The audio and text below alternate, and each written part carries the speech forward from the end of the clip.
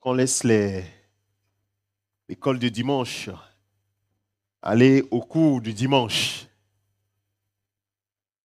Nos enfants, c'est une grâce pour nous de voir nos enfants aller apprendre les Écritures, aller apprendre la Bible, apprendre à connaître Dieu. Et c'est une bonne chose.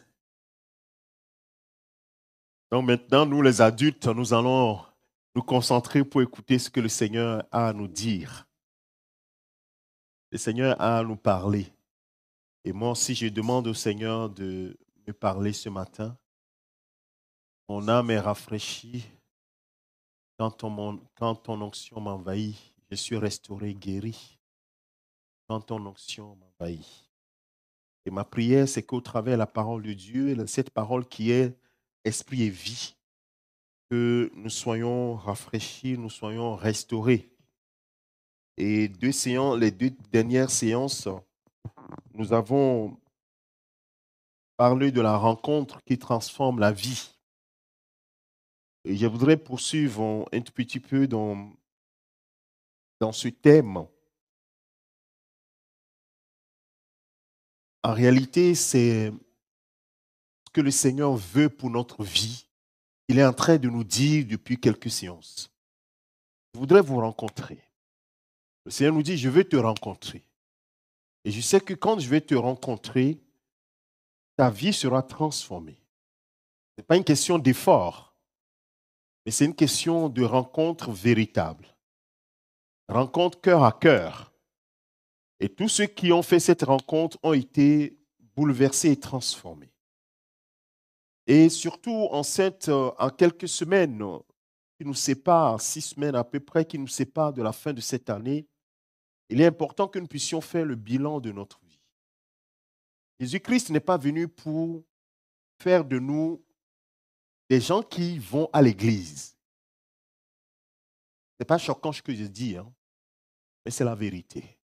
Jésus-Christ n'est pas venu pour faire de nous des gens qui vont à l'église, mais il est venu faire ceux qui sont l'église.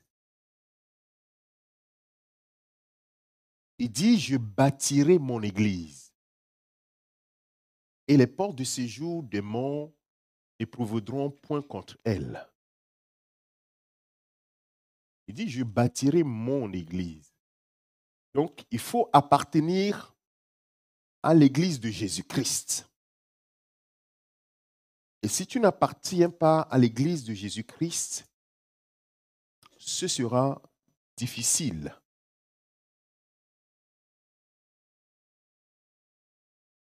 Matthieu chapitre 16, pour ceux qui ne connaissent pas cette référence, je vous la donne. Matthieu chapitre 16, verset 18. Cette déclaration de Jésus découle d'une question qu'il a posée aux uns et aux autres. Dans le verset 15, on peut remonter au verset 15.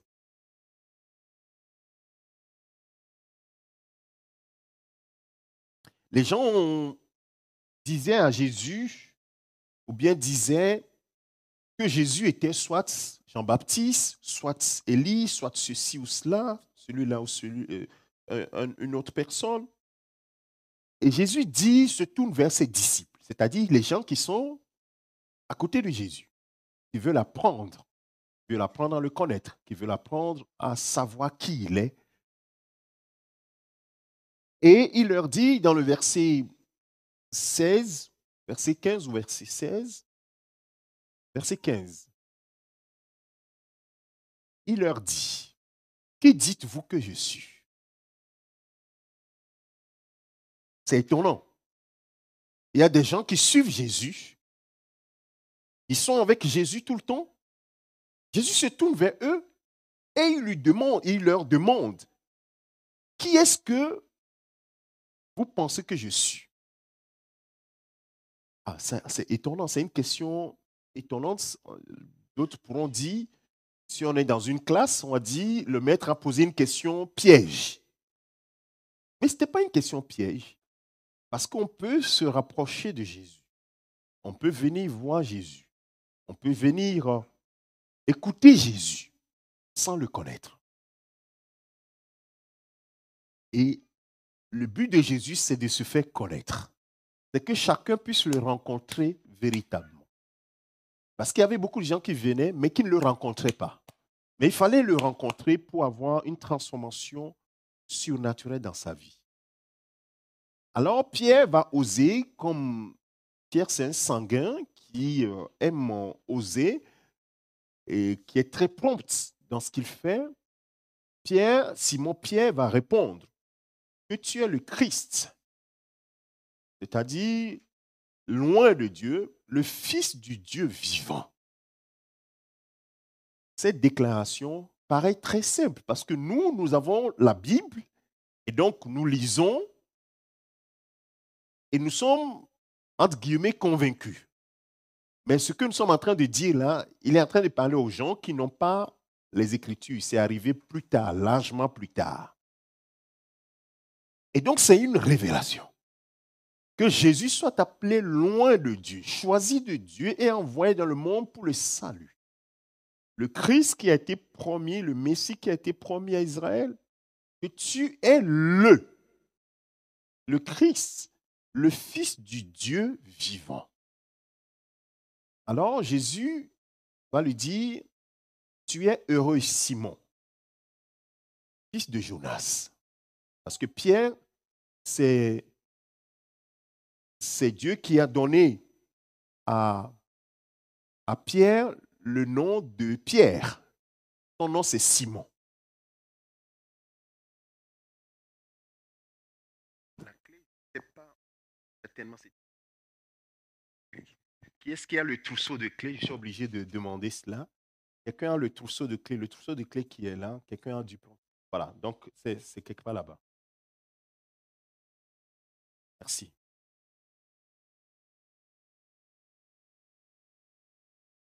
Et donc, Pierre va dire, donc Pierre qui est le Simon, fils de Jonas, il appelle par son nom d'origine. Il dit, ce ne sont pas la chair et le sang, ce n'est pas un homme qui t'a révélé cela, mais c'est mon Père qui est dans les cieux, qui t'a ouvert les yeux pour que tu dises ce que tu viens de dire. Et il dit que sur cette déclaration-là, là, il dit, tu es Pétro. Le texte suivant, s'il vous plaît. Il dit que tu es Pétro, Pierre. Et sur cette Pétra, ce n'est pas sur Pierre homme, non. Cette Pétra, qui est la déclaration Jésus, qui est le Christ, le Fils du Dieu vivant. C'est ça la Pétra. La pierre angulaire, cette pierre inébranlable, la pierre des âges. Parce que le texte est écrit en grec. En grec, ce n'est pas pierre, non. C'est petite pierre, tu es une petite pierre, toi, Pétro, mais sur cette Pétra, ce soubassement, ce rocher des âges, je vais bâtir mon église. Cette déclaration. Donc, quiconque croit que Jésus est le Christ, le Fils du Dieu vivant, c'est pourquoi Jésus lui-même va dire dans Jean chapitre 3, verset 16, que Dieu a tant aimé le monde qu'il a donné son Fils unique, afin que quiconque croit en lui, ce n'est pas juste croire que Jésus-Christ existe. Les historiens croient que Jésus a existé. Mais ce n'est pas ça la révélation.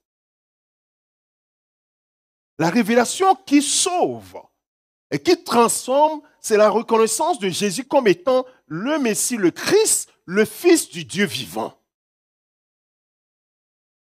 Alléluia. Un jour, plus tard, l'apôtre Jean, dans ses épîtres, il a dit que celui qui ne confesse pas Jésus comme étant le Fils de Dieu, c'est un esprit, il est animé d'un autre esprit. Il n'y a que le Saint-Esprit qui peut permettre de confesser que Jésus-Christ est le Fils du Dieu vivant. Quand il est dans ce monde, il y a beaucoup de religions, ils vont dire Jésus, personne, en tout cas aujourd'hui, c'est très peu probable que quelqu'un se lève et se dise que Jésus n'a jamais existé. Ça n'existe pas. Puisque les historiens disent avant Jésus, après Jésus, avant Jésus, après Jésus. C'est le seul qui De toute façon, tout le monde est unanime là-dessus. Il a existé. Ça, personne ne le conteste. Il a été un homme puissant en parole, en actes, et qu'il a laissé des traces. Personne, en tout cas les historiens, ceux qui sont des connaisseurs, les ignorants peuvent dire, oh bon, non, on s'en fout. Non, ceux qui sont des connaisseurs, l'archéologie, tout cela montre qu'il a existé et qu'il a laissé des traces. La preuve, ce n'est pas aucun autre nom qui a été donné pour pouvoir couper l'histoire en disant telle année, avant tel ou tel nom, c'est avant Jésus-Christ ou après Jésus-Christ. Alléluia. Et donc la révélation que Jésus est le Fils de Dieu vient du Saint-Esprit. L'Esprit de Dieu qui révèle au cœur qu'il est le Fils de Dieu. Ce qui a été dit à Marie dans l'intimité. Il dit à Joseph dans l'intimité, il sera appelé Fils du Très-Haut. Ainsi de suite. Et celui qui le rencontre celui que Dieu a appelé comme le seul chemin par lequel on peut accéder à lui. L'évangéliste Isaac l'a dit tout à l'heure ici, c'est le seul chemin. Ce n'est pas nous qui devons dire à Dieu ce qu'il doit faire, mais c'est Dieu qui nous donne le chemin que nous devons suivre. Et c'est le chemin. Alors, mon frère, ma soeur, la question c'est, est-ce que tu connais Christ, le Fils du Dieu vivant?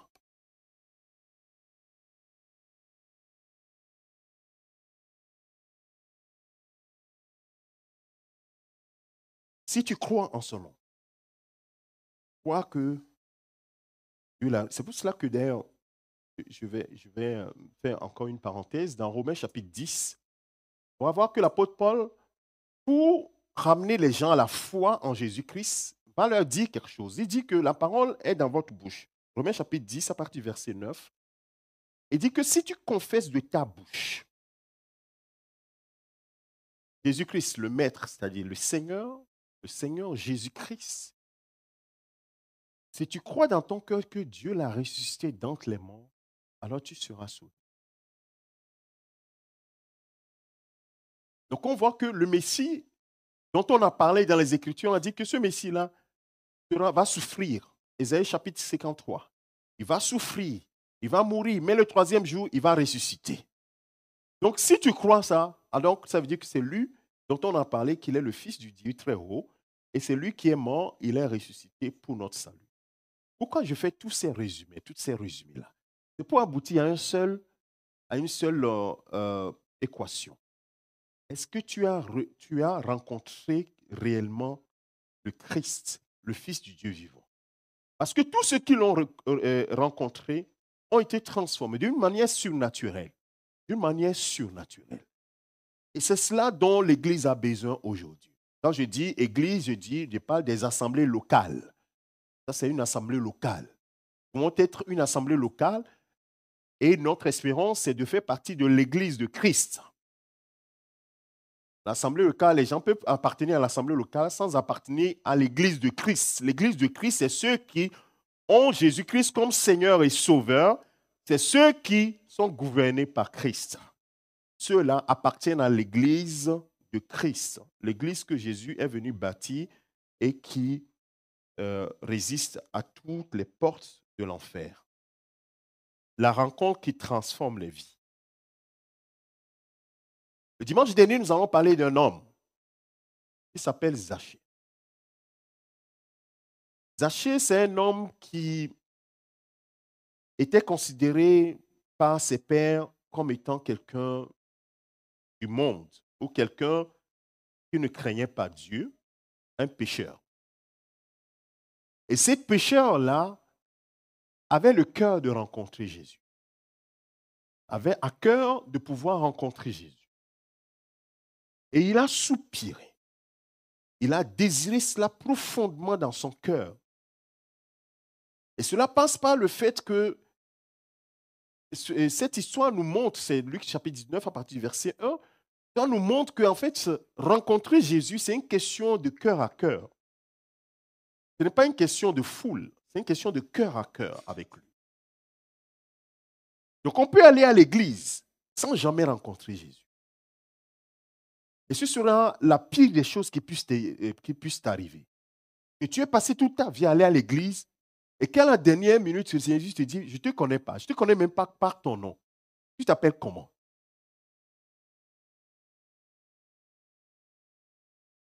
C'est pourquoi moi je dis, c'est une chose terrible. Moi, la première prière, en tout cas quand j'ai commencé par chercher Dieu de tout mon cœur, il a dit, Seigneur, tu vas me faire un cadeau. Le cadeau que tu vas me faire, c'est de ne pas me laisser me tromper. Me tromper que je te connais alors que je te connais. Parce que lorsqu'on ne le connaît pas, on ne le connaît pas. Mais lorsqu'on le connaît, on le connaît. Parce qu'on a des signes qui montrent qu'on le connaît. Quand je dis qu'on le connaît, en tout cas, on l'a rencontré. Parce qu'on ne finit pas de le connaître, on le découvre. Mais quand on l'a rencontré, on doit montrer des signes clairement. Moi, je suis d'un métier où on ne parle pas des preuves. On ne parle pas en l'air. On parle avec des preuves. Quelle est la preuve? Que tu l'as rencontré. Parce que ceux qui l'ont rencontré ont été totalement transformés, ont été bouleversés. Ils sont passés des ténèbres à la lumière. Les gens qui sont autour d'eux ont vu la transformation s'opérer. Alors, est-ce que tu peux me montrer un signe qui montre que tu l'as rencontré? Et tu peux me montrer des signes qui montrent que tu vas à l'église. Moi aussi, je fais partie des gens qui allaient à l'église, mais je ne l'avais pas rencontré. Jusqu'à ce que je le rencontre. Et à partir de ce moment-là, je sais, il y avait un avant et il y a un après. Bien-aimés, quand on arrive vers la fin de l'année, où on commence par faire les bilans, les entreprises font des bilans, nous aussi, nous devons nous asseoir pour faire le bilan. J'ai été à l'église 2 fois. Maintenant, est-ce que c'est la finalité? La finalité, c'est d'aller à l'église? Non, ce n'est pas la finalité. La finalité, c'est de le rencontrer. Alors, dans Luc chapitre 19, à partir du verset 1, la Bible dit que Zachée, qui est le chef des publicains, c'est-à-dire qu'il a été nommé par les Romains comme étant le chef de ceux qui collectent, les collecteurs de taxes et d'impôts. Et donc, il est à la solde des envahisseurs, des Romains, et donc, ses frères juifs ne l'aimaient pas du tout. Et il était, entre guillemets, un paria. Mais c'est quelqu'un qui s'est enrichi. Enrichi frauduleusement, et évidemment, il a spolié des gens pour avoir cette richesse. La Bible dit qu'il était riche. Et Zachée va entendre que Jésus était en train de passer. Est-ce qu'on peut m'afficher Luc chapitre 19? Suivez le texte, suivez le... Voilà. Suivez, et à chaque fois, vous me suivez parce que je voudrais que les gens voient en même temps les écrits au moment où je parle. Et donc, Zachée, il a entendu que Jésus passait dans le quartier. Je le dis entre guillemets, passait dans le quartier. Et cet homme riche, que les gens n'aimaient pas, va sortir. Et il va dire, moi aussi aujourd'hui, je vais le rencontrer, je vais le voir, je vais le connaître. Qui est-ce qui a tellement d'impact dont on parle? Moi aussi, je veux le connaître. Et la Bible dit qu'il court devant les gens. Il court, on voit le grand chef des publicains tenir sa robe, son habit, courir devant les gens et monter à un arbre. J'ai posé la question dimanche dernier ici, j'ai dit, mais nous qui sommes les parents, est-ce que c'est nous qui montons sur les arbres ou bien c'est les enfants qui montent les arbres? Généralement, c'est les enfants qui montent sur les arbres et disent, hey, fais attention sinon tu vas tomber, n'est-ce pas? Mais là, on voit le papa qui monte sur l'arbre, on dit, mais papa, qu'est-ce que tu es allé chercher sur l'arbre? Il était en train de chercher à voir Jésus. Vous voyez l'état de son cœur. Et quand nous avons une soif de le connaître, bien aimé, il se révèle toujours. Parce qu'il ne voit pas, et ce n'est pas le visage qu'il voit, il voit le cœur soupir. C'est-à-dire que cet acte-là montre simplement que cet homme avait vraiment la soif de le voir. Et cela, le ciel est toujours sensible à cela. Mais si tu viens à l'église, comme pour cocher des cases, vous voyez, dans mon agenda le dimanche, entre 10h et midi, comme je n'ai rien à faire, il faut que je coche la case de l'église. Alors là, ça ne marche pas. Ça ne marche pas. Parce que tu prends le plus grand païen du monde, qui est un homme sérieux, est un homme bien organisé, tu lui imposes là, il va le faire plus que toi. Il va le faire plus que toi. Donc, il ne s'agit pas du tout de ça. Il s'agit du cœur. Est-ce que tu le cherches? Est-ce que tu veux le connaître toi-même? Pas au travers de ce que les gens disent. Les gens disent des choses de Jésus. Moi aussi, je suis en train de raconter quelque chose de Jésus. Mais est-ce que c'est vrai? Que toi-même tu découvres. Il faut que tu ailles chercher. Il faut que tu ailles trouver. Mais c'est ça la vérité. Et lorsque tu le trouves, lorsque tu le retrouves, ou bien tu as la révélation, tu vas déclarer comme Pierre. Tu es. Parce que les gens ont dit des choses. Ils disent, qu'est-ce que les gens disent de moi? Oh, ils étaient en train de rigoler. Oh, les gens disent que tu es Jean-Baptiste, d'autres disent que ceci. Par exemple, vous sortez d'ici, on dit, oh, qu'est-ce que le pasteur a dit de Jésus? Oh, on a dit que Jésus, il fait des miracles, Jésus fait ceci. On sort de l'autre église. Donc, on prend les chrétiens de 10 églises. On va parler, qu'est-ce que le pasteur dit de Christ? Vous allez voir qu'ils ont dit 10 choses différentes de Christ. Mais alors, et toi? Qui dis-tu que je suis? Et là, la réponse, ce n'est pas ce qu'on dit, ce que toi tu dis. C'est là où il y a la révélation. Ce que toi tu dis, c'est ça qui reste en fait. C'est ça qui est en toi. Personne ne peut t'en enlever. Ce que tu sais, personne ne va te l'enlever. Et il y a un homme de Dieu qui dit, et je suis en train de préparer un enseignement dessus, mais c'est très inspirant. Il dit, Dieu n'a pas de petits-fils. Dieu n'a que des fils et des filles. Si tu ne connais pas ton père, tu ne le connais pas. Tu ne peux pas le connaître à travers quelqu'un d'autre. Oh, mon père le connaît, et donc moi je le connais au travers de mon père. Donc, non, Dieu n'a pas de petits-fils. Dieu n'a que des fils et des filles. Soit tu le connais, tu ne le connais pas. Il n'y a pas d'intermédiaire. Le seul intermédiaire, c'est Jésus-Christ, n'est-ce pas? Et Jésus-Christ permet d'avoir quoi? Des fils. La Bible dit que Dieu a donné le pouvoir à ceux qui ont cru en son nom. Jean chapitre 1, verset 12. Elle a donné le pouvoir. La parole, cette Pétra-là, a donné le pouvoir de devenir quoi? Je ne dis pas petit enfant. Les enfants de Dieu. C'est un pouvoir qu'on acquiert. Et donc, cet homme qui cherche Dieu va le retrouver. J'ai cité Jérémie chapitre 29 la dernière fois. Le verset 13 et le verset 14 dit, si vous me cherchez de tout votre cœur, qu'est-ce qui va se passer? Donc ça veut dire que Dieu se laisse trouver. Ça veut dire qu'il n'est pas sur les toits. C'est-à-dire que quand tu rentres dans l'église, là, Dieu n'est pas là, on regarde comme ça. Non, il n'est pas là, comme ça. Oui, ceux qui me cherchent de tout leur cœur. Jérémie chapitre 29, tu m'affiches ça s'il te plaît, verset 13. Verset 14, il dit, si vous me cherchez de tout votre cœur, je me laisserai trouver par vous. Vous me chercherez, vous me trouverez. Si vous me cherchez de tout votre cœur, bien-aimé de Dieu, la question c'est, pendant les 12 mois qui viennent de passer, 11 mois et demi qui viennent de passer, est-ce que tu l'as cherché de tout ton cœur? Ou bien tu as cherché à ce qu'il te donne des choses seulement? Bien-aimé, faisons très attention. Parce que le jour où la trompette va sonner et que le Saint-Esprit va dire, maintenant, c'est le départ de l'Église. Si toi, tu es dans autre chose, ce sera dommage pour toi. Parce que Jésus même l'a dit que certains resteront.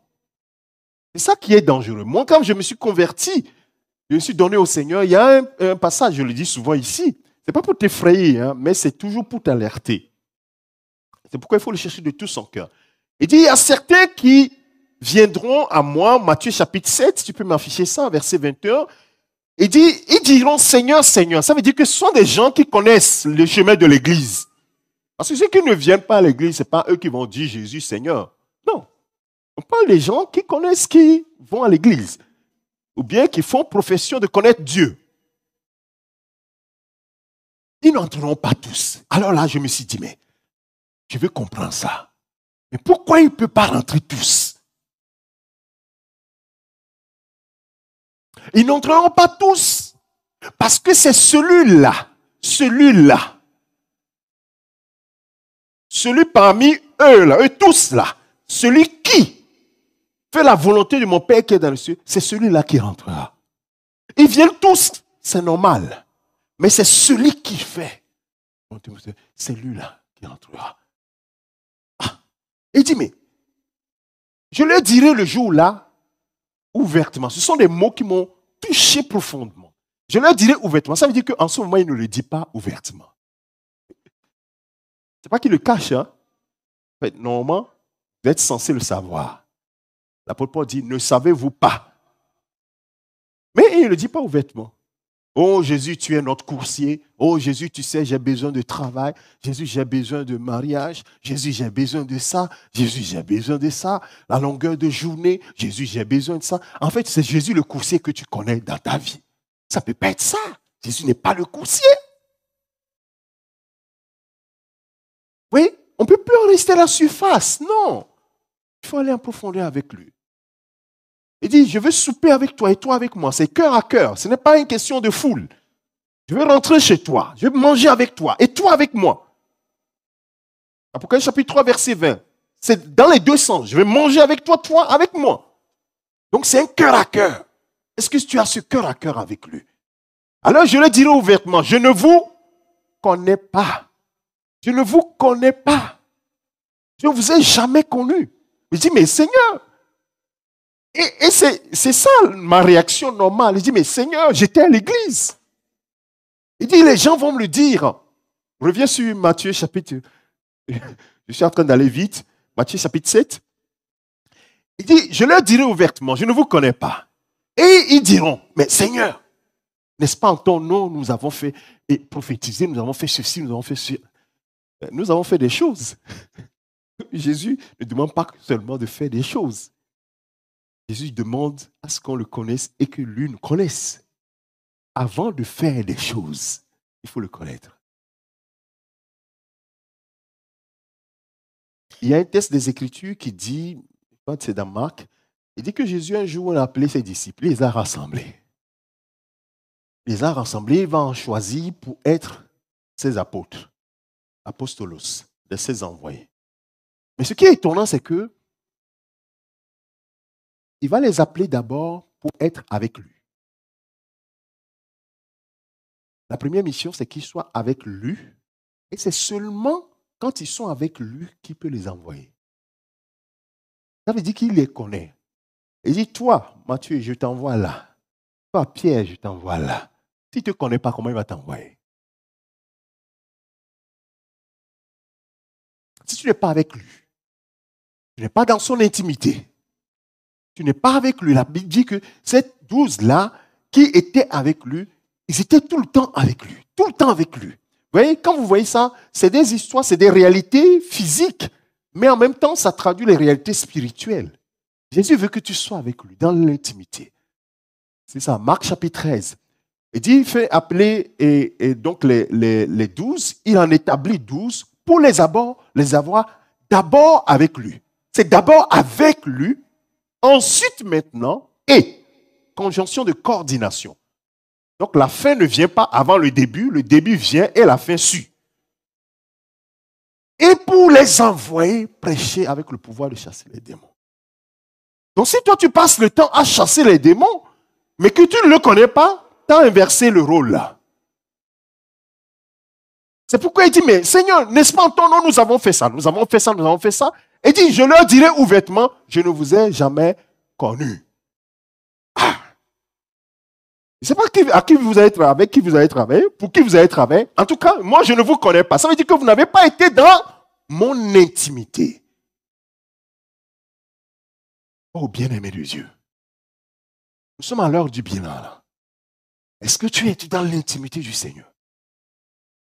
Oh oui, les pasteurs, ils n'ont qu'à avoir la révélation pour venir nous dire, non, non, non, non, on ne parle pas de ça. Jésus veut te connaître, toi le connaître. Il dit, si vous me cherchez de tout votre cœur, qu'est-ce qui va se passer? Dieu promet qu'il va se laisser connaître. Mais qu'est-ce qui peut être aussi clair que ça? Donc si toi tu cherches des intermédiaires, ça ne marche pas. Il dit, si tu me cherches de tout ton cœur, je me laisserai trouver par toi. Tu vas me trouver. Et je viendrai à toi. Je mangerai avec toi et toi avec moi. Alléluia. La rencontre qui transforme la vie. Bien aimé, c'est de ça que nous avons besoin. C'est de ça que l'Église a besoin. Si nos églises étaient remplies de gens qui ont rencontré réellement Christ et qui ont eu la vie transformée, vous voyez que les églises seront beaucoup plus dans la gloire de Dieu que ce que nous voyons aujourd'hui. Parce qu'il y a beaucoup d'églises dans l'église, dans les assemblées, je le dis comme ça entre guillemets, pour ne pas, parce que les gens, quand on dit église, il y a un mélange, parce qu'il y a un grand enseignement sur ce que c'est que l'église aussi. Je viens de vous effleurer une petite partie là. L'église, ce n'est pas ce que tu vois là. Voilà, donc je parle des assemblées. Dans les assemblées, il y a un déséquilibre. Normalement, la Bible dit que mon peuple sera un peuple de sacrificateurs. Un peuple des gens qui soient à mon service, qui sont dédiés à moi, qui sont consacrés à moi, qui sont mis à part pour moi, pour les sacrifices. Un peuple élu, un peuple de racheté. Mais ce n'est pas ce qu'on voit réellement. Je parle en tant que pasteur. Donc faisons très attention. Et donc les pasteurs sont obligés de nous ramener à la raison pour dire, les amis, ne prenez pas vos passeports spirituels en disant, moi j'ai été baptisé, j'ai le visa. Moi je sers dans la chorale, j'ai le visa. Je sers dans l'intercession, j'ai le visa pour le ciel. Nulle part dans les Écritures, tu vas trouver ce visa. Le visa pour aller au ciel, c'est le connaître et marcher dans l'obéissance comme il a marché dans l'obéissance. Tel il est, tel nous sommes dans ce monde. C'est-à-dire que similitude, c'est ce que le Seigneur attend de nous, que nous soyons semblables à lui. Alors ce matin, le Saint-Esprit me met sur le cœur de te révéler encore une rencontre qui a transformé la vie. Et ensuite, je vais donner le profil de ce que le Seigneur attend de toi et moi. Donc ça veut dire que tout ce que je viens de dire là, c'est l'introduction. C'est une introduction longue, n'est-ce pas? J'ai fait le résumé de tout ce que j'avais fait précédemment pour recentrer les choses. Donc, est-ce que mon frère, ma soeur, ce n'est pas une chose mauvaise de dire, moi je ne crois pas que je l'ai vraiment rencontré. Plutôt, ce serait une bonne chose. Parce qu'en ce moment, tu vas crier, Seigneur, me voici, je lève la main, je dis, rencontre-moi, je veux que tu me rencontres pour que ma vie soit totalement bouleversée. En cette fin d'année, ce sera la meilleure chose, le meilleur cadeau que tu puisses recevoir du Seigneur. Alléluia. On ne t'attend pas à la fin de l'année. Oh Seigneur, donne-moi les grands cadeaux. Le grand cadeau, le plus grand cadeau que tu puisses recevoir, c'est de le connaître tel qu'il est et qu'il puisse bouleverser ta vie. Parce qu'en fait, quand tu as la source, tu as tout. Alors que si tu as des verres d'eau, tu auras encore soif. Mais quand tu as la source d'eau qui jaillit en toi, là, ta soif est étanchée éternellement. Alléluia. Nous avons lu dans Luc chapitre, l'évangile selon Luc chapitre 7.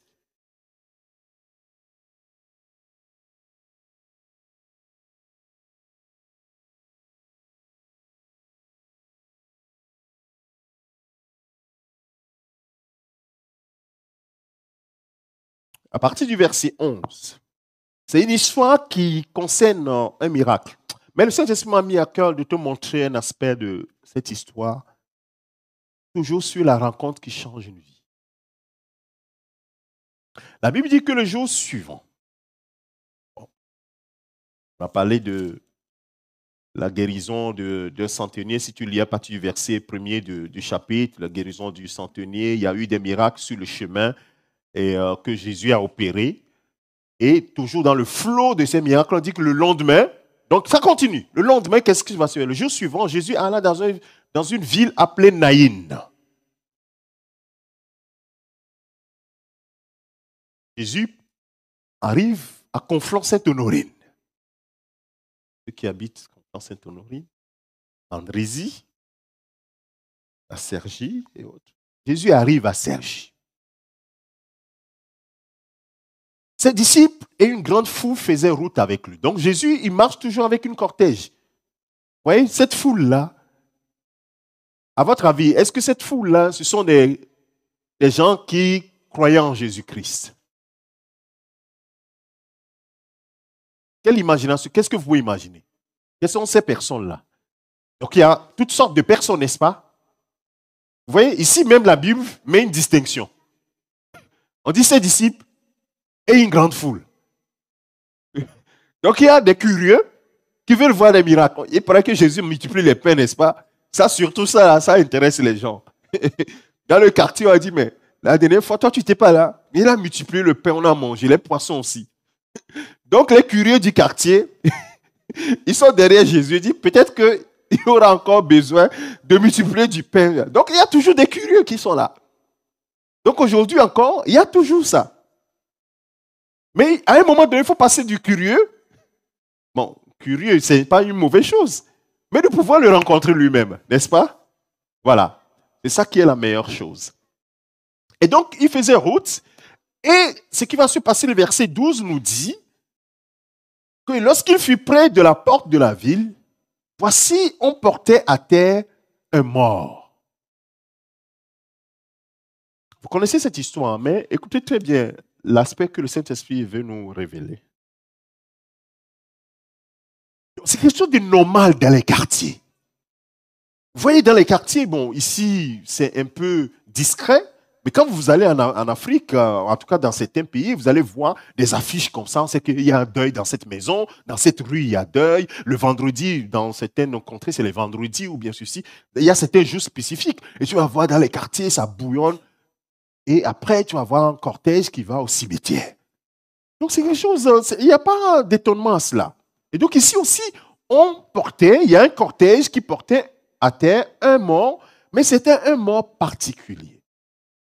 Et la Bible dit ici que c'est le fils unique d'une dame qui elle-même était veuve.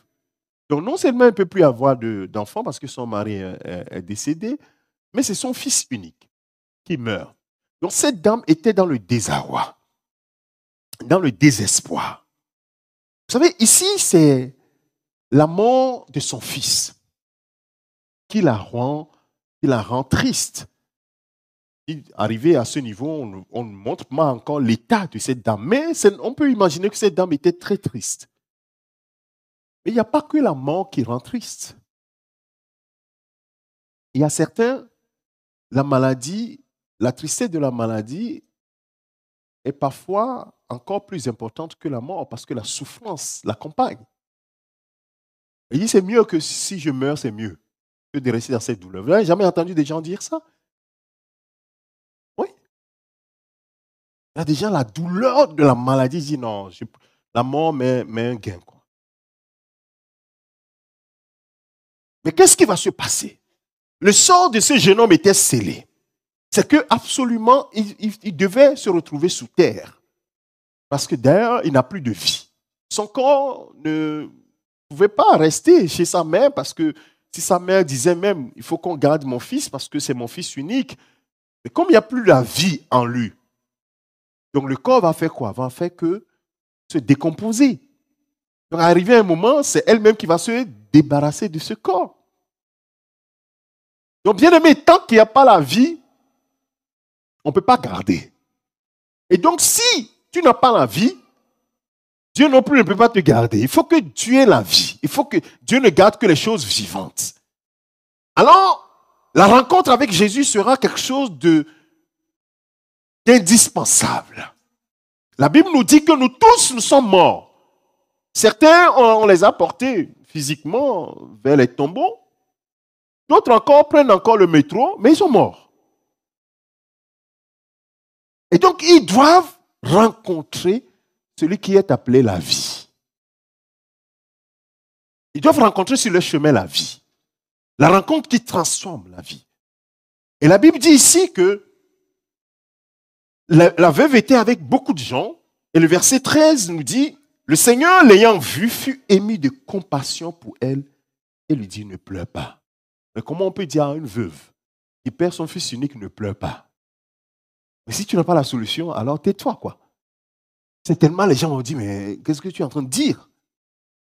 C'est normal que cette dame-là puisse pleurer. C'est normal qu'elle se lamente. C'est son fils unique. Et en plus, elle est veuve. C'est que c'est ce fils-là qui l'aide dans les tâches, ainsi de suite. Il meurt. En fait, Jésus avait la solution. Alléluia. Et Jésus lui-même était la solution. Mais là, dans les secondes qui ont suivi cette déclaration de Jésus, je suis sûr que ceux qui entouraient la dame vont dire, mais casse-toi de là, quoi. Oui, on a entendu que tu fais des choses, mais là, on est en train de parler des choses sérieuses, quoi. Mais Jésus est la solution. Il faut rencontrer cette solution-là. Il faut que ton cercueil, le cercueil d'un frère, d'un parent, d'un ami, rencontre Jésus, forcément. Si toi tu es vivant, ne dis pas non, je m'en fous des autres. C'est pour cela que le salut des âmes, des gens de notre famille, de nos proches, de nos amis, doit nous préoccuper. Ils sont morts. Romains chapitre 3, verset 23 dit que tous sont morts et sont privés de la gloire de Dieu. Il y a des gens qui disent, oh, moi je fais de bonnes choses. Bien aimé, ce n'est pas cette question dont on est en train de dire là. On parle de la mort spirituelle. Cette mort spirituelle ne dépend pas des œuvres que tu fais. C'est-à-dire que tous ceux qui sont nés de femmes, bon, peut-être que quelqu'un m'a dit, moi je suis né dans une éprouvette. La Bible n'a pas encore tranché cette question, mais... Donc comme moi je ne suis pas né de femme, mais est-il que c'est entre l'union d'une gamète mâle et gamète femelle? Donc quelque part, voilà. Et pour cela, la Bible dit que tu as hérité la mort. Et tu es mort spirituellement. De toute façon, ta destination, c'est qu'un jour, on va te mettre sous terre. Et donc, sur ce trajet-là, il faut absolument que tu rencontres Jésus. Peu importe ta taille, ta race, ton rang social, il faut absolument que tu le rencontres. Parce que si tu ne le rencontres pas, tu vas vraiment être enterré. Tu vas vraiment connaître la vraie mort. Alors mon frère, tu vas laisser ton frère, tes parents, aller sous terre.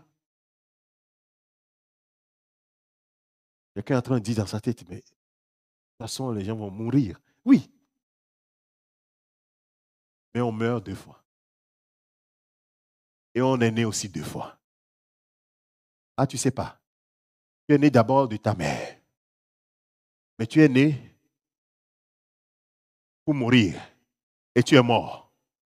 Et il y a ce qu'on appelle la loi du péché de la mort qui règne sur toi. Parce que certainement, tu es pécheur, tu vas mourir. Et certainement parce que tu pêches, tu es mort. Romains chapitre 3, verset 23. Et tu as besoin de la vie. Et donc pour cela, il faut que tu naisses de nouveau. Il faut qu'on ait une deuxième naissance. Parce que la première naissance aboutit toujours à la mort et la deuxième aboutit à la vie. Alléluia. Et donc il faut que tu naisses de nouveau. C'est là où Jésus expliquait à Nicodème, dit non, ça là c'est trop fort. Mais il faut que je naisse de nouveau. Moi qui ai la barbe blanche comme ça, comment je vais rentrer dans le sein de ma mère pour renaître? Il dit non. Ce qui est né de la chair est chair, va aller à la pourriture, va aller dans la mort. Mais si tu ne nais pas de nouveau, tu ne peux pas vivre éternellement. Vous voyez comment c'est clair? L'évangile, ce n'est pas compliqué. Il faut seulement suivre la logique. C'est normal. Tu es né de femme, tu vas mourir. Et tous ceux qui sont nés de femmes sont condamnés. Mais si tu renais de nouveau, il n'y aura plus aucune condamnation sur ta vie. Et même si tu meurs, tu vivras. Alléluia. C'est ça le mystère. Jésus dit, je suis la résurrection et la vie. Celui qui croit en moi ne mourra jamais. Les gens disent, oh là là là là, attends. Non, ce qu'il dit, c'est que celui qui croit en moi et qui est né de nouveau, même s'il meurt, il vivra. Parce que son corps qu'on a enterré, un jour ce corps-là va reprendre l'incorruptibilité et ce corps-là, un corps glorieux qui va permettre à la personne de vivre éternellement. Alléluia. Donc il faut absolument que sur le trajet, Jésus puisse faire la rencontre. Il faut rencontrer Jésus. Donc vous comprenez, depuis que je suis en train de parler là, je dis, il faut rencontrer Jésus. Un cœur à cœur. Les gens sont en train de me regarder en disant, mais qu'est-ce qu'il est en train de raconter? Bien-aimé, tu peux être assis ici. Si tu ne l'as jamais rencontré, bien-aimé, sache que tu vas être enterré et ce sera une mort éternelle. Mais Dieu ne veut pas que tu aies une mort éternelle. C'est pourquoi il a envoyé son Fils, pour que nous puissions vivre. Et c'est ce qui va se passer ici. La Bible dit que Jésus va toucher le cercueil. C'est lui qui est appelé la vie. Jésus est appelé la vie. C'est pourquoi il faut que tu aies un cœur à cœur avec la vie, n'est-ce pas? Un cœur à cœur avec la vie. Un cœur à cœur avec la vie apporte la vie. La mort, on n'a pas besoin de faire corps à cœur. On est déjà mort. On était déjà mort. Tous son péchés sont privés de la gloire de Dieu. C'est écrit. Ils sont déjà morts. Donc maintenant, pour revivre, il faut faire corps à corps avec la vie. Et c'est ça le défi de l'humanité. La Bible dit, Dieu a tant aimé le monde. Dieu ne veut pas que le monde périsse, mais pour qu'il ait la vie éternelle. Mais il y a certains qui ont choisi de périr. C'est étonnant, hein? La Bible dit qu'il y a des gens qui ont vu la lumière bien claire, mais ils ont choisi quoi? Ils ont choisi les ténèbres. Donc, tu vois, Dieu veut que tout le monde soit sauvé, mais tout le monde ne pourra pas être sauvé parce qu'il y a des gens qui vont choisir logiquement de mourir, de laisser la mort, de rester dans la mort. Et donc, si nous revenons au texte, la Bible dit que Jésus dit, ne pleure pas. Donc, bien aimé, il y a toujours de l'espoir pour celui qui vient à Christ de recevoir la vie. Il y a toujours de l'espoir, peu importe le passé de la personne. Jésus n'a pas demandé à ce que ce jeune homme-là, est-ce que c'était un menteur, c'était un voleur, c'était un meurtrier? Jésus n'a pas demandé cela. Bien aimé, ton passé, ce n'est pas ça qui préoccupe Jésus. C'est ton avenir qui le préoccupe. Alléluia. Nous sommes accrochés à notre passé. Oh, je suis trop mauvais, j'ai fait trop de choses. Il y a des gens qui me disent, oh, parce que tu sais, j'ai fait des avortements. Et donc, est-ce que Jésus peut me pardonner? Jésus, ton passé, là, ce n'est pas ça qui préoccupe Jésus. C'est ton avenir qui le préoccupe. C'est pourquoi il faut que tu le rencontres pour passer de l'autre côté. Il n'a pas demandé qu'est-ce qu'il a fait dans le passé. Peut-être qu'il est allé voler, on l'a tapé, il est mort. La Bible ne le dit pas. Peut-être que c'est ça qui s'est passé. On dit, lui, il ne mérite pas de vivre. Mais Jésus n'a pas demandé. Jésus a eu compassion. Alléluia.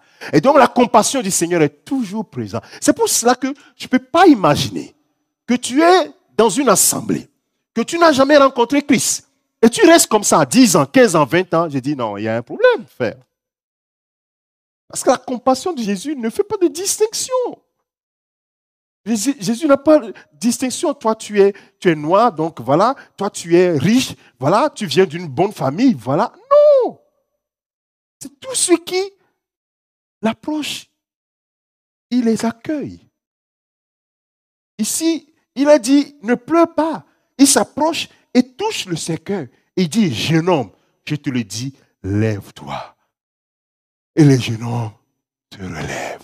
La vie est rentrée à lui. La vie a parlé et la vie a donné vie. Alléluia. La vie a parlé. Et donc, mon frère, ma soeur, ce message-là, c'est pour nous qui sommes en Christ et nous devons nous réjouir de ce que nous sommes en Christ. Si tu es dans la vie, tu es vivant, alors demeure vivant, mon frère. Ne meurs plus. Il y a un texte qu'on nous a cité ici, l'évangéliste Jacques nous a cité le vendredi dans Romains chapitre 8, il dit, si vous marchez selon la chair, vous mourrez. Frère, si tu as eu la grâce d'avoir la vie, tu ne sais pas pourquoi, qu'est-ce qui va t'amener à aller encore goûter la mort. Et c'est ça, c'est que le ciel, les anges, ils se disent, mais vous les humains, il y a quelque chose qui ne va pas. Dieu s'est fait petit pour vivre en vous.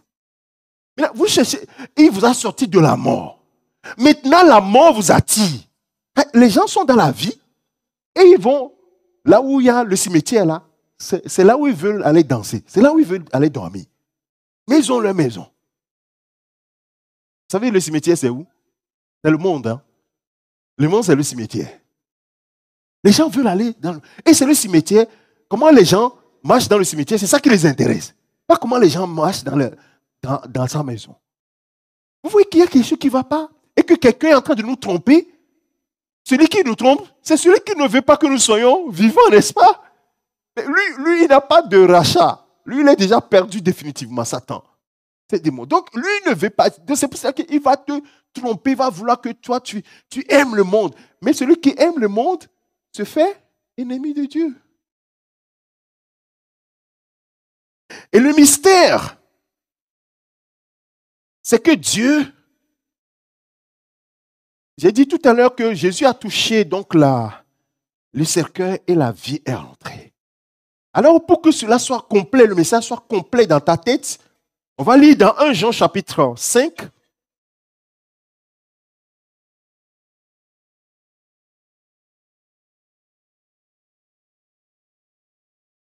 Verset 10, à partir du verset 10. 1 Jean chapitre 5 à partir du verset 10. Je vais terminer bientôt. J'avais une deuxième partie, mais je vois le temps filer. Je ne sais pas si je vais lire les deux versets là, deux passages là seulement comme ça. Il dit ici, celui qui croit, je ne sais pas pourquoi le Saint-Esprit me pousse à ce message, mais je suis convaincu que nous en avons besoin ce matin. Parce que les chrétiens n'aiment plus qu'on parle des messages du salut ou ceci, parce qu'ils ont dépassé ça. Ils veulent des grandes révélations. Parce que il faut nous parler d'Apocalypse là, le trône là où ça coule. On veut comprendre des choses comme ça. Mais si tu n'as pas encore franchi l'étape là, comment tu vas comprendre ces choses-là? Jésus dit, mais quand je vous parle des choses basiques, vous ne comprenez pas. Il dit, celui qui croit au Fils de Dieu a ce témoignage en lui-même. Celui qui ne croit pas, Dieu le fait menteur, puisque qui ne croit pas au témoignage que Dieu a rendu à son Fils. Vous voyez?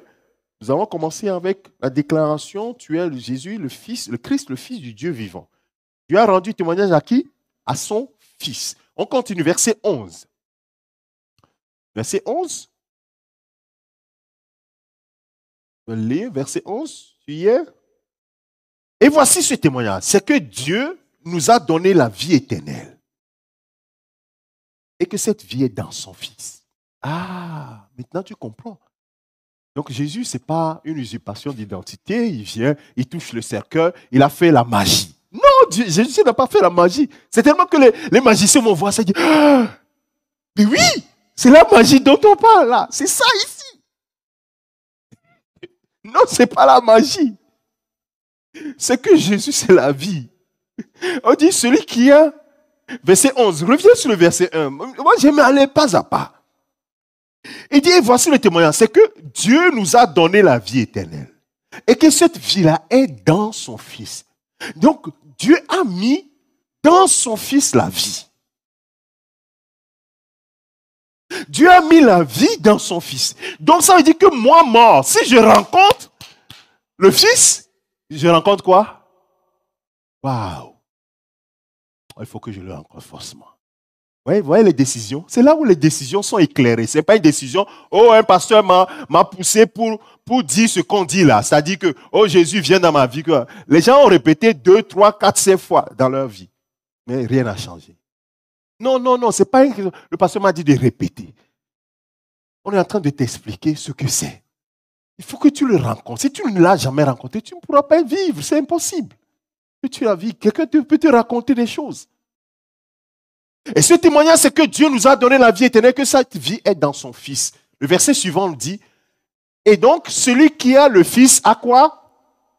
Et celui qui n'a pas le Fils, est-ce que l'équation est claire? Les mathématiciens là, qui sont au milieu de nous. L'équation est tellement simple et claire.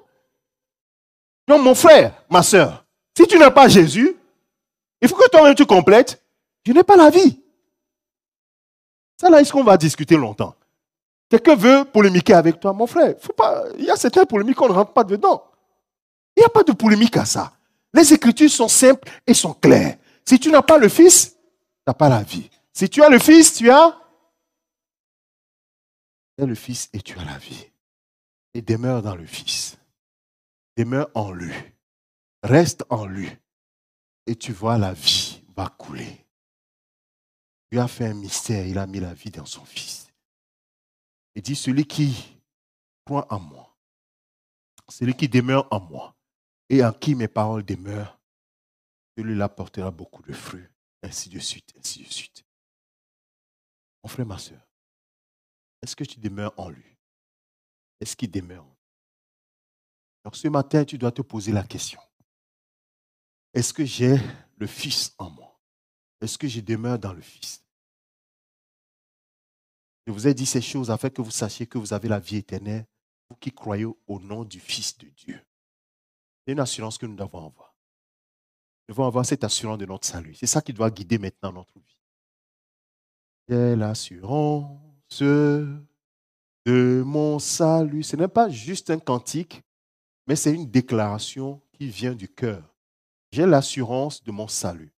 Et parce que j'ai l'assurance de mon salut, il faut que je marche maintenant comme un homme de lumière, un enfant de lumière.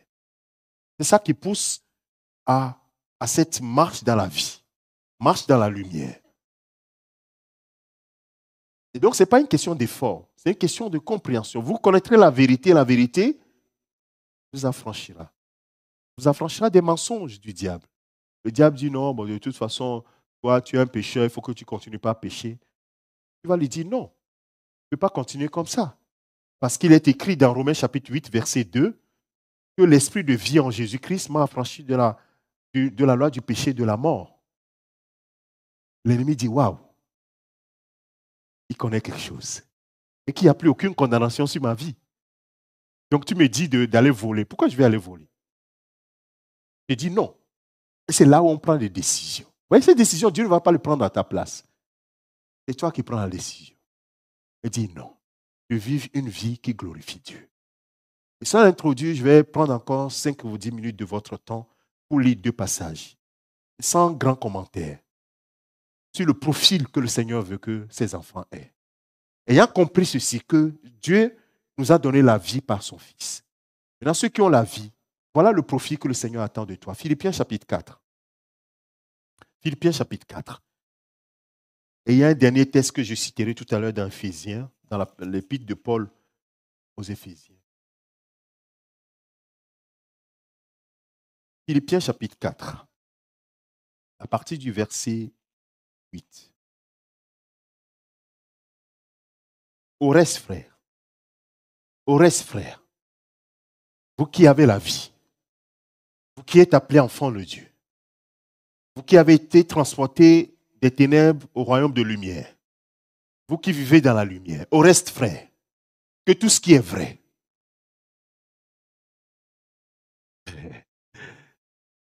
tout ce qui est honorable, tout ce qui est juste, tout ce qui est pur, tout ce qui est aimable, tout ce qui mérite l'approbation, ce qui est vertueux et digne de louange, soit l'objet de vos pensées. Waouh! Oui. Qu'est-ce qui fait l'objet de tes pensées? Parce que ces pensées-là, c'est ce que Dieu veut voir dans ses fils. Ce qui est vrai. Pas ce qui est faux. Nous devons aimer la vérité. Nous avons touché quelque chose. On dit, qui a touché ça? Non, c'est moi qui ai touché. Peu importe les conséquences. Tout ce qui est honorable. Moi, je résume tout cela à une image. Moi, j'aime beaucoup les images. J'ai une mémoire très visuelle. Et c'est pour ça que les images me parlent beaucoup. Chaque fois que je lis, je dis, mais ça peut ressembler à quoi, ça là? Et c'est ça qui est fixé dans ma pensée. Et moi, j'ai une image de ce verset-là. Je dis, supposons qu'on te met devant cet écran-là. Nous sommes tous là, spectateurs. On regarde l'écran. Et puis, subitement, on affiche sur l'écran tout ce que tu es en train de penser. Tout ce qui est en train de traverser tes pensées. Ou bien ce que tu as pensé au cours de la semaine. Est en train d'être affiché. Est-ce que tu seras là jusqu'à la fin de la projection? Ou bien tu vas aller aux toilettes forcées? Est-ce que tu vas sortir discrètement pour dire, je vais aller aux toilettes? Ou bien tu vas rester? Tout ce qui est vrai, tout ce qui est honorable, tout ce qui est juste, tout ce qui est pur, tout ce qui est empreint d'amour, tout ce qui mérite l'approbation, les gens disent, wow, c'est normal, c'est bien, c'est bien. Tout ce qui est vertueux, tout ce qui est digne de louange, oh là là, c'est bien, oh là là, c'est pas l'objet de vos pensées. Alors quand tu vas partir aujourd'hui, souviens-toi de cette image-là. quand tu t'assois et qu'on commence par projeter ce que tu as pensé au cours de la semaine, est-ce que tu peux être à l'aise? Donc les choses sur lesquelles tu ne seras pas à l'aise, qu'est-ce qu'il faut faire? Il faut les laisser tomber. Il faut les laisser tomber. Ce qui n'est pas digne de louange d'un enfant de Dieu, laisse tomber. Ce qui n'est pas pur, laisse tomber. Ce qui ne mérite pas laisse tomber. C'est ça. Vous voyez l'image? C'est simple. Dieu dit clairement ce qu'il demande à ses enfants. Le dernier verset, puis on s'arrête là. Éphésiens chapitre 5. Il y a beaucoup qui sont replongés dans leur pensée de la semaine. Heureusement que ce ne sera pas affiché. Bien, mais c'est ça le travail. Oh Saint-Esprit, aide-moi. Que mes pensées soient pures. Mes pensées soient honorables. Soient louables. Parce que si on l'affiche... Le problème, c'est que dans le ciel, c'est affiché sur grand écran. Tout le monde voit. Mais toi, tu crois que tout le monde s'est caché devant tout le monde. Mais tout le monde voit. Il n'y a pas de secret. La Bible dit que devant Dieu, nous sommes nus comme des vers. Ça y est, tout est à nu et à découvert devant Dieu. Donc, considère ça. Comme c'est aux yeux des hommes que nous voulons paraître bien, ben, au moins que ça nous aide au moins à régler notre vie. Éphésiens chapitre 5. Alors, c'est un peu plus élevé, mais c'est important aussi que nous puissions le prendre. Il dit, devenez donc les imitateurs de Dieu, comme des enfants bien-aimés. Tout ce que nous avons dit, c'est pour devenir enfants de Dieu, n'est-ce pas? Nous avons la vie, nous sommes enfants de Dieu. Il dit, devenez des imitateurs de Dieu. Ah oui, il faut imiter Dieu. Bon, ok. Et marchez dans l'amour à l'exemple de Christ. La version Louis II dit dans la charité, oui, à l'exemple de Christ, qui nous a aimés et qui s'est livré lui-même à Dieu pour nous comme une offrande et un sacrifice de bonne odeur. Verset 3. C'est le verset 3 au verset 5 qui m'intéresse. Bon, peut-être qu'on va aller un peu plus loin. Que l'impudicité. L'impudicité, c'est d'avoir des relations intimes sans être marié. On appelle ça l'impudicité. Qu'aucune espèce d'impureté. Il y a plein d'impuretés qui se passent sur les écrans, nos petites télévisions. Vous voyez, ça, c'est les petites télévisions. Hein. Il y a 50 ans de cela, nos grands-parents ne pouvaient même pas imaginer que chacun aurait... Déjà, dans le quartier, il n'y a qu'une seule télévision blanc-noir. Maintenant, et on va dire que dans 50 ans, chacun aura sa petite télévision, va traîner avec sa petite télévision. Nos grands-parents, si on leur disait ça, ils disaient, oh non, c'est quoi cette époque-là? Non, nous, on ne croit pas. Que chacun va avec sa petite télévision. Et donc, quand vous êtes dans le métro, dans le bus, chacun a sa petite télévision. On ne s'occupe pas de son prochain. On regarde sa télé. Mais le problème, c'est que, qu'est-ce que tu regardes sur la télé? Ça, c'est Dieu seul qui sait. Il dit que l'impudicité, qu'aucune espèce d'impureté, la cupidité, la richesse avide de l'argent, aller faire des pactes, l'argent, ne soit même pas nommé parmi vous. Pourquoi? Parce que vous êtes des saints.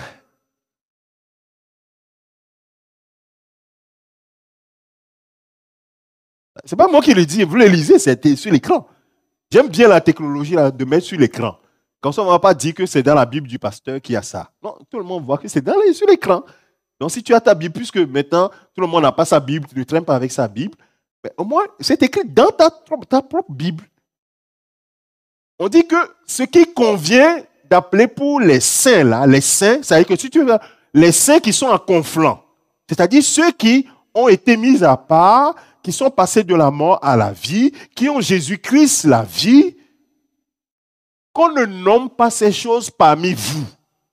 Frère, pourquoi est-ce que les gens pensent que les pasteurs nous empêchent de faire ça, nous empêchent de faire ça? Quel pasteur? Il faut aller se plaindre à Dieu. On dit, soyez les imitateurs de Dieu. Vous êtes ses enfants, n'est-ce pas? En ce moment, ne dis pas que je suis un enfant de Dieu, comme ça tu es libre de faire ce que tu veux. Mais si tu dis que tu es l'enfant de quelqu'un, on dit, ressemble-moi. Le papa dit, il faut que tu me ressembles. Le papa dit souvent ça. Mon fils, il faut que tu sois comme moi, quoi. Bon, il faut que tu me ressembles dans les bonnes choses. Hein. Souvent, le papa dit, nous on a fait des bêtises. Il ne faut pas que tu fasses ça. Hein. Mais on dit, soyez des imitateurs de Dieu. comme des enfants bien-aimés de ce Dieu-là. Et marcher dans l'amour. Donc ça dit que ne pas marcher dans l'impudicité, ne pas marcher dans les impuretés, ne pas marcher dans la cupidité, toutes ces choses-là, ce sont des choses qui ne sont pas empreintes d'amour. Vous voyez comment Dieu l'a lié? Il dit marcher dans l'amour. L'amour de Dieu nous impose. C'est cet amour-là. Dieu ne te prive de rien, frère. Si tu veux aller faire n'importe quoi, va faire. Tu as déjà vu un ange là se mettre devant toi et refuser que tu ailles pécher. Tu ne vas pas te bloquer. Mais Dieu dit que par amour, toi-même tu renonces. L'apôtre Paul dit l'amour de Dieu nous étreint. Cet amour-là met un poids moral sur nous. Il dit mais on ne peut plus vivre comme avant. C'est cette vie-là qui a fait que Jésus est mort pour moi. Et donc je vais continuer à vivre comme ça. Non, je ne peux pas faire ça. Jésus, je ne peux pas te faire ça. C'est une décision personnelle. Tu arrives à cette conclusion, tu dis, mais tu n'as pas besoin que quelqu'un court derrière toi. Les maris qui disent, ah, ma femme n'est pas là, n'est-ce pas? Il faut que je puisse aller faire les choses. Mais ce n'est pas ta femme. C'est Dieu, quoi. Tu es en train de bafouer l'amour de Dieu. Tu es en train de vilipender le sang de Jésus-Christ qui a coulé à la croix pour toi. Ta femme ne veut pas te courir après, partout pour surveiller. Et donc les femmes qui surveillent les téléphones de leur mari, vous êtes en train de faire une œuvre qui est inutile. Parce que s'il veut aller faire des bêtises, il va faire des bêtises. Priez plutôt que son cœur craigne Dieu. Alléluia. Comme ça, vous êtes là, vous n'êtes pas là, il craint Dieu. Dieu le surveille. Il sait que les yeux de Dieu sont sur lui. C'est la meilleure des choses. Ce n'est pas la surveillance. Tu peux mettre des caméras n'importe où. S'il veut faire des bêtises, il va les faire, frère. Même les enfants, nos enfants, nous devons leur apprendre à faire quoi? Ah, avoir la crainte de Dieu. Avoir la crainte de Dieu, parce que s'il veut faire des bêtises, vous voyez, quand il sort de la maison, vous voyez à l'école. Est-ce que tu le suis? Il ne sait pas ce qui se passe jusqu'à ce qu'il revienne à la maison. Non, c'est un peu difficile. Bien aimé, que le Seigneur nous aide en cette fin d'année, que notre cœur s'attache au Seigneur. Je vais lire jusqu'au verset 6 et puis on va prier. Il continue, dit qu'on n'entende ni parole déshonnête. C'est ça, hein? Il va le verset 4. Tu peux aller au verset 4? Qu'on entend, vous voyez, les chrétiens, ce n'est pas normal que nous les chrétiens, nous parlons vite, nous parlons des choses qui ne sont pas bonnes. Ça n'honore pas notre Père. Vous voyez, en cette fin d'année, nous devons nous asseoir, faire le bilan. Qu'est-ce qui sort de ta bouche? Tu penses à quoi? Tu regardes quoi? Tu vis quoi? Est-ce que ça honore ton Père? Si on le met sur l'écran, est-ce que tu seras à l'aise? Qu'on n'entende ni parole déshonnête, ni propos insensés, ni plaisanteries, choses qui sont contraires à la bienséance. Qu'on entende plutôt quoi? Des actions de grâce de nos bouches. Des actions de grâce. Et il continue, car sachez-le bien, aucun impudique. Bon, ça, on va s'arrêter là. Parce qu'on va être sur les choses positives comme ça. Et quand on m'a dit ça, les gens ont dit, oh là là, on met le poids sur nous. Non, on ne met pas le poids sur toi. Non, la seule chose, le message ce matin, c'est la rencontre, toujours dans la continuité de la rencontre qui transforme une vie. Avec le bon profil. Parce que Jésus est à la porte, frères et sœurs. Il ne va pas compter ceux qui viennent à l'église ou ne viennent pas à l'église. Ce n'est pas une raison pour ne pas venir à l'église. Parce que quand nous venons à l'église, nous entendons les paroles comme celle-ci, n'est-ce pas? Qui nous font prendre conscience que, mais bien-aimé, voyez, la façon dont j'ai marché dans la semaine, là, ça n'honore pas Dieu. Dans la semaine prochaine, il ne faudrait pas que je recommence, quoi. Seigneur, aide-moi à marcher comme tu veux. Comme dans la lumière, parce que je suis un enfant de lumière. Que le Seigneur bénisse ces paroles dans ton cœur et que tu demeures dans la vie, parce que c'est pour la vie que Jésus nous a sauvés. Alléluia! Nous allons lever tous ensemble, nous allons faire la prière. Amen, alléluia, amen. À lui la gloire, amen. À lui l'honneur, pour les siècles des siècles. Amen, alléluia, amen. Alléluia, amen. Amen. Alléluia, amen. Amen. Alléluia, amen, amen. Alléluia, amen. Alléluia,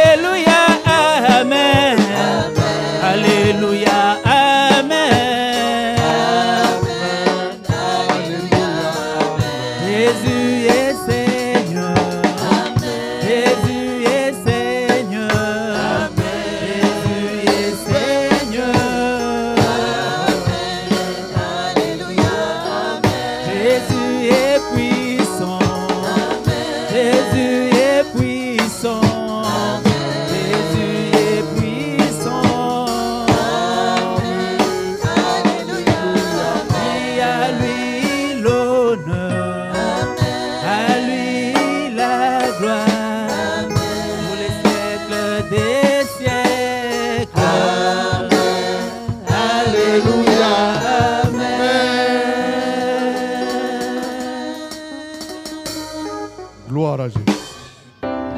Yesu.